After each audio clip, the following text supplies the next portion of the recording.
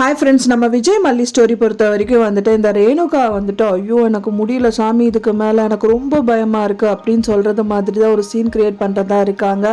So யார் பண்ணுறாங்க அப்படின்னு பார்த்தீங்கன்னா, இதுக்கு மேலே என்னால் தாங்க முடியாது எல்லாமே நான் சொல்லிடுறேன் அப்படின்னு சொல்கிற மாதிரி தான் இந்த ரேணுகா. ஆனால் சுடர் வந்துட்டு எல்லாமே கக்குற மாதிரி தான் வந்துட்டு எபிசோட்ஸும் வந்து காமிச்சிட்டு இருக்காங்க. அண்ட் தென் ப்ரோமோஸ் நிறையா வந்துட்டுருக்கு அப்படின்னே சொல்லலாம்.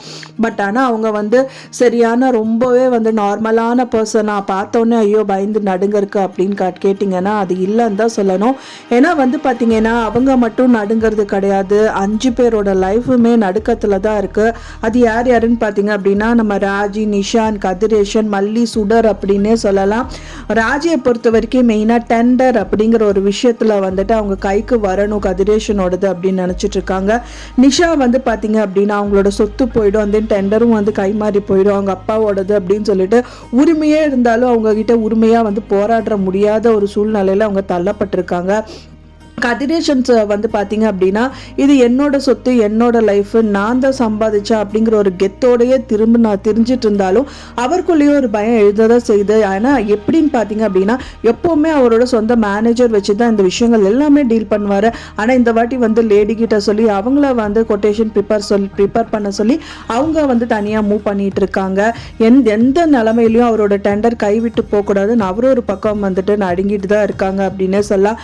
மல்லியை பொறுத்த வரைக்கும் மெயினாக வந்து வாழ்க்கை தாங்க, பணம் என்னங்க முக்கியம் அப்படிங்கிற மாதிரி தான் அவங்க ஒரு பக்கம் வந்து அவங்களோட லைஃபை வந்து காப்பாற்றிக்கணும்னு சொல்லிட்டு அவங்களும் வந்து நடுக்கத்தில் தான் இருக்காங்க. சுடரை வந்து கேட்கவே வேண்டாம். முதல் வந்து பார்த்தீங்க அப்படின்னா ஃபர்ஸ்ட்டு கதிரேஷனோட சொத்துக்கள் மட்டும்தான் ஆட்டையை போடணும்னு நினச்சிட்டு இருந்தாங்க. இப்போ மல்லியை வந்து நடுங்க வைக்கணும்னு சொல்லிட்டு இப்போ விஜயமே வந்துட்டு பார்த்தீங்க அப்படின்னா அவங்க வந்து அவங்களோட லைஃபே போயிடும் அப்படிங்கிற மாதிரியே பயத்திலேயே கொண்டு போய் நிறுத்திட்டு இருக்காங்க.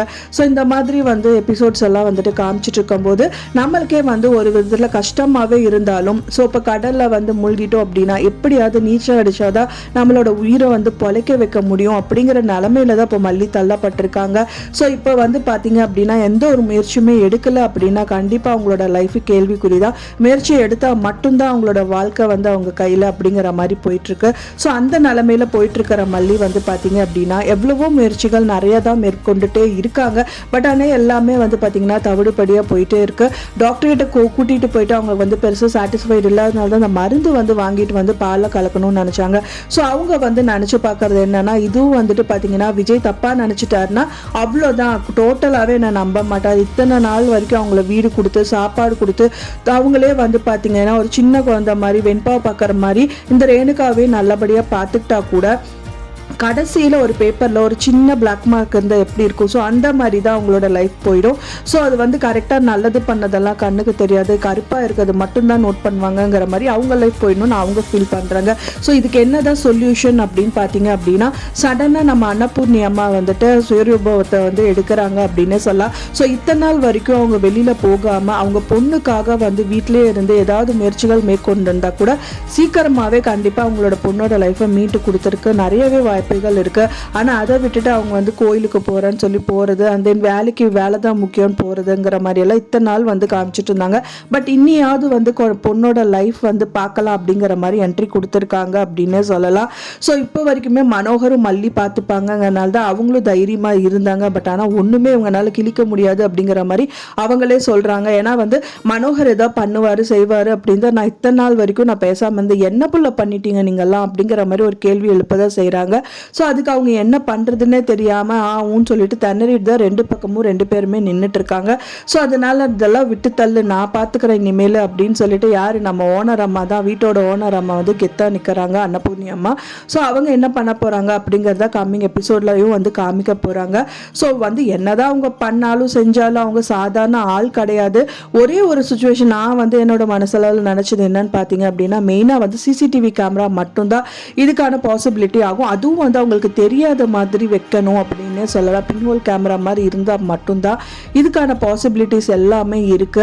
ஏன்னா வந்து பார்த்தீங்க அப்படின்னா இவங்க சொன்னால் கண்டிப்பாக யாருமே நம்ப போகிறது இல்லை. கதிரேஷனும் சரி அண்ட் தென் வந்து பார்த்தீங்கன்னா விஜயும் சரி யாருமே நம்ப போகிறது இல்லை. சொன்னால் கண்டிப்பாக உங்களுக்கு மைனஸ் தான் அப்படின்னே சொல்லலாம். கதிரேஷனும் தப்பாக நினைக்க ஆரம்பிச்சிருவாரு. மனசெல்லாம் உங்களை பொண்ணு நினைச்சாரோ இல்லையோ ஆனால் பொண்ணுன்னு சொல்லிட்டு இருக்காரு. அது டோட்டலாக பார்த்தீங்களா மாப்பிள்ள என்ன மனசில் வச்சுட்டு அவ பண்ணிட்டு இருக்கான்னு பார்த்தீங்களா, நீ இப்போ நீங்கள் போயிட்டு என் பொண்ணை கூட ஒதுக்கி வச்சுட்டு அவளை தலையில் வச்சுட்டு இருந்தீங்க. ஸோ இப்போ பார்த்தீங்களா அவள் என்ன சொல்கிறான்னு பார்த்தீங்களா அப்படிங்கிற மாதிரி தான் அவரும் வந்து இன்னி சீண்டியோடு தான் செய்வார். விஜயும் வேறு வழி இல்லை, நம்பி தான் தீருவாங்க. ஏன்னா வந்து பார்த்தீங்கன்னா அவங்க வந்து 2வது ஒய்ஃப் அப்படிங்கிறனால அவங்களோட லைஃப்பை காப்பாற்றிக்கணுங்கிறதுக்காக இந்த மாதிரி விஷயங்கள் நானும் கூட வந்து நீ அப்படி தான் நான் எதுவும் நினைக்காதவ நான் நினச்சேன். பட் ஆனால் உன் மனசில் இந்த மாதிரி எல்லாம் ஒரு எண்ணங்கள் இருக்கா, அது வந்து இந்த மாதிரி காமிக்கிறியாங்கிற மாதிரி எல்லாம் கொண்டு போயிடும். ஸோ அதுக்காகவே ரொம்ப ஜாக்கிரதையாக பண்ணணுங்கிறத இந்த மாதிரி விஷயங்கள் எல்லாமே பண்ணிட்டு இருக்காங்க. இருந்தாலும் என்ன பண்ணுறது, யாரோட மனசு புண்படுத்தாமல் பண்ணணுமே அப்படிங்கிற ஒரு கொஸ்டின் மார்க்கில் தான் அவங்க லைஃபு கூட போயிட்டுருக்கு.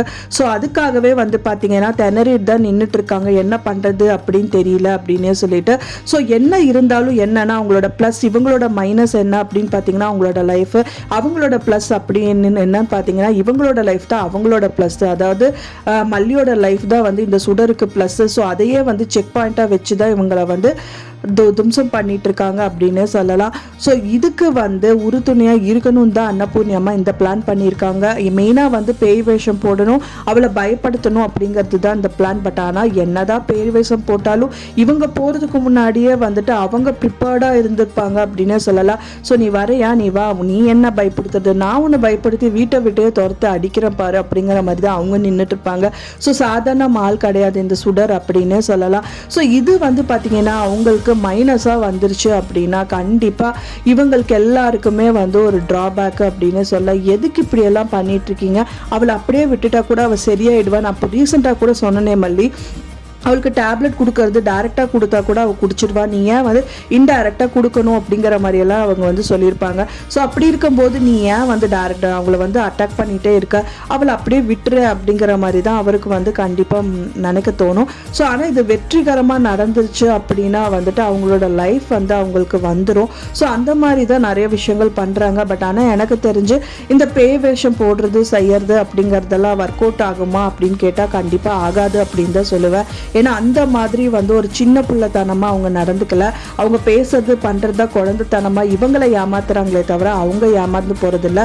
இவங்க தான் எல்லா விஷயத்துலையும் ஏமாந்து போகிறாங்க. ஏன்னா அந்தளவுக்கு ஸ்ட்ராங்காக வந்து இந்த சுடர் வந்து உட்காந்துட்டு இருக்காங்க. அட பக்கிகளா, நீங்கள்லாம் வந்துட்டு என்னை வந்து பைத்தியம் நீங்கள் நினச்சிட்டு இருக்கீங்களா, நீங்கள் தான் பைத்தியம், என்ன வந்து பைத்தியமாக்கிட்டு இருக்கீங்க, நான் பைத்தியமே கிடையாது, நான் உங்களை பைத்தியமாக்குறேன் பாருங்க அப்படின்னு சொல்லிட்டு வந்து ஏதாவது ஒரு விஷயங்கள் பண்ணதான் செய்வாங்க. நீங்கள் நல்லா தான் இருக்கீங்களா, ஏன் அவளை போய் இப்படி சீன்றீங்க அப்படிங்கிற மாதிரி அவங்க வாயை தான் கதிரேஷன் அண்ட் விஜய் வாயிலேருந்து வர மாதிரி ஏதாவது பண்ணி விட்டுருவாங்க. ஸோ வெயிட் பண்ணி பார்க்கலாம் ஃப்ரெண்ட்ஸ். என்னவா இருந்தாலும் பாசிட்டிவாகவே நினைப்போமே, இவங்க மாட்டிக்கிட்டா ரொம்ப சந்தோஷம் தான். ஆனால் கூடிய விரைவில் இவங்க மாட்டினா மட்டும்தான் மல்லியோட லைஃப் வந்துட்டு தத்தளிக்காம வந்துட்டு லைஃப் வந்து சேவ் ஆகும், சீக்கிரமா அவங்க கரைக்கு வரணும் அப்படிங்கறத எல்லாரோட வியூவர்ஸோட எண்ணங்கள் கூட. ஸோ வெயிட் பண்ணி பார்க்கலாம் என்ன நடக்குது அப்படின்னு சொல்லிட்டு. நீங்க என்ன நினைக்கிறீங்க அப்படின்னு சொல்லிட்டு உங்களோட கருத்துக்களை மறக்காம எனக்கு கமெண்ட்ல ஷேர் பண்ணுங்க. நான் சொன்ன அந்த தகவல் உங்களுக்கு பிடிச்சிருந்தா மறக்காம லைக் பண்ணுங்க, ஷேர் பண்ணுங்க, கமெண்ட் பண்ணுங்க, சப்ஸ்கிரைப் பண்ணுங்க. மேலும் இன்னொரு மல்லி சீரியல் அப்டேட்டோட நெக்ஸ்ட் மீட் பண்றோம். தேங்க்ஸ் ஃபார் வாட்சிங் மை வீடியோ ஃப்ரெண்ட்ஸ். நெக்ஸ்ட் வீடியோல பார்க்கலாம்.